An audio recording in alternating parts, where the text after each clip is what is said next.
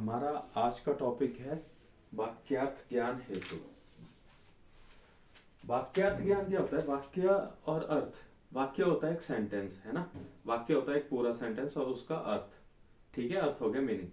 तो जो वाक्य है उसका अर्थ का जो ज्ञान होता है, उसके पीछे क्या क्या कारण है, उसके क्या क्या हेतु, उसके क्या क्या कारण, मतलब एक सेंटेंस का अगर आपने मीनिंग जानना है तो उसके पीछे क्या क्या फैक्टर्स होते हैं।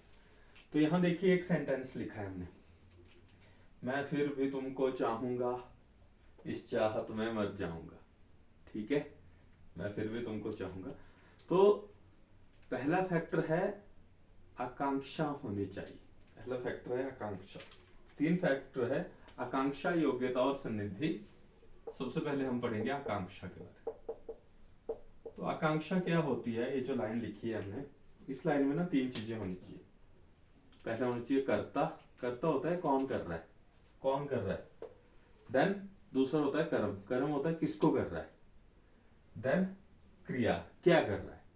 कोई भी लाइन है ना, इसमें हर लाइन में, हर सेंटेंस में ये दो तीन चीजें होती हैं। कर्ता होता है, कर्म होता है और क्रिया होती है। कर्ता मतलब करने वाला, कर्म मतलब किसको कर रहा है और क्रिया मतलब क्या कर रहा है। तो इस लाइन में आप देखिए, मैं फिर भी तुमको चाहूंगा, इस चाहत में मर जाऊंगा। तो यहाँ कर्ता कौन है? मैं हूं भाई। मैं चाह रहा हूं, क्या कर रहा हूं? मैं चाह रहा हूं। तो कर्ता मैं हो गया, चाहना हो गया क्रिया, किसको चाह रहा हूं? तुमको चाह रहा हूं। कर्ता हो गया मैं, तुम हो गए कर्म और चाहूंगा हो गया क्रिया। ठीक है, तो ऐसे आकांक्षा इसी को होती है। कर्ता, कर्म और क्रिया होनी चाहिए हर सेंटेंस में, उसको आकांक्षा कहते हैं। First point. देन दूसरा, आकांक्षा में ही क्या है कि ये जो शब्द है ना, ये ना एक दूसरे को सपोर्ट करे मीनिंग निकालने के लिए, ये यूजफुल हो। मतलब अगर इनमें से किसी एक को हटा दोगे ना, तो मतलब तुम्हें मतलब समझना है। ये जो शब्द हैं एक दूसरे की मदद करे वाक्य का अर्थ निकालने के लिए। ये जो शब्द हैं एक दूसरे की हेल्प करे सही अर्थ निकालने के लिए। जैसे मान लो मैं फिर भी, इसको हटा देता हूं, मैं फिर भी चाहूंगा, तो समझ नहीं आ रहा चाहूंगा मतलब किसको चाहेगा, क्या चाहेगा, कोई पता नहीं लगा। जैसे तुमको ऐड हुआ, बात तुम्हारे पे आ गई, भाई तुमको चाहूंगा। ठीक है, चाहूंगा को तुम हटा दो, मैं फिर भी तुमको, कोई पता नहीं है। चपेट मारूंगा, प्यार करूंगा, मिठाई खिलाऊंगा, पढ़ाऊंगा, लिखाऊंगा, हंसाऊंगा, रुलाऊंगा, कोई पता नहीं। तो ये जो हर एक शब्द है ना, ये इस पूरे वाक्य को बनाने में हेल्प करता है, वो होगी आकांक्षा। ये जो शब्द है एक दूसरे की हेल्प करे इस पूरे सेंटेंस को बनाने में और उसका मतलब निकालने में। ये शब्द, ये सारे शब्द हैं एक दूसरे की हेल्प करें इस पूरे वाक्य का मतलब निकालने के लिए, आकांक्षा। ये जो है वाक्य, इसमें कर्ता हो, कर्म हो और क्रिया हो, आकांक्षा। कर्ता, कर्म और क्रिया हो, आकांक्षा। एक दूसरे की मदद करे मतलब निकालने के लिए, आकांक्षा। ये हो गया जी आकांक्षा का मतलब। देन जो हमारी अगली चीज है दैट इज सन्निधि। सन्निधि क्या होता है?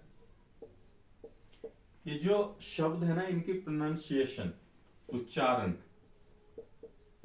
उच्चारण और इनके बीच में जो गैप है, ठीक है, वो जो इनके बीच का जो क्या है गैप है और उच्चारण है, वो सही होना चाहिए। एक तो इनका उच्चारण सही होना चाहिए, ढंग से बोलना आना चाहिए, और इन दो शब्दों के बीच में बोलते समय इन शब्दों के बीच में गैप सही होना चाहिए। जैसे मैं बोल रहा हूं, देखिए पहले मैं उच्चारण कर रहा हूं सही बात, मैं फिर भी तुमको चाहूंगा, इस चाहत में मैं मर जाऊंगा।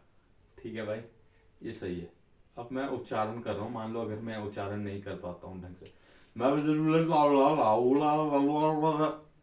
तुम्हें कुछ समझ नहीं आ रहा है। उच्चारण अगर सही नहीं हुआ तो वाक्य का अर्थ हो ही नहीं पाएगा, वाक्य क्या हुआ। दूसरा, अगर गैप ज्यादा हुआ, मैं फिर भी तो म को, तुम्हें समझ ही नहीं आ रहा होगा क्योंकि इतना गैप है इन शब्दों में। फिर भी तुमको को मैं बोलने में इतना समय लगा दिया कि समझ नहीं आ रहा। तो एक तो इन दोनों का उच्चारण सही होना चाहिए, और दो जो शब्दों में उच्चारण करते हैं इसमें गैप बिल्कुल सही होना चाहिए। ठीक है, तभी वाक्य का आपको अच्छे से ज्ञान होता है, उसको बोलते हैं सन्निधि। उच्चारण सही हो और गैप सही हो, सन्निधि। आकांक्षा में कर्ता, क्रिया और कर्म हो, और जो शब्द हैं वो सही एक दूसरे की हेल्प करे सही मतलब निकालने के लिए। देन थर्ड इज योग्यता। हालांकि बुक में आकांक्षा, योग्यता और सन्निधि है, बट हमारे दो एग्जाम्पल एक ही के थे इसलिए हमने वो कर दिया। तो ऐसे है आकांक्षा, योग्यता, सन्निधि। तुम देख लेना अपने हिसाब से कैसे लिखना है। आकांक्षा, योग्यता, सन्निधि। तो हमने आकांक्षा समझ लिया, सन्निधि समझ लिया। अब हम समझेंगे योग्यता। तो योग्यता क्या होता है?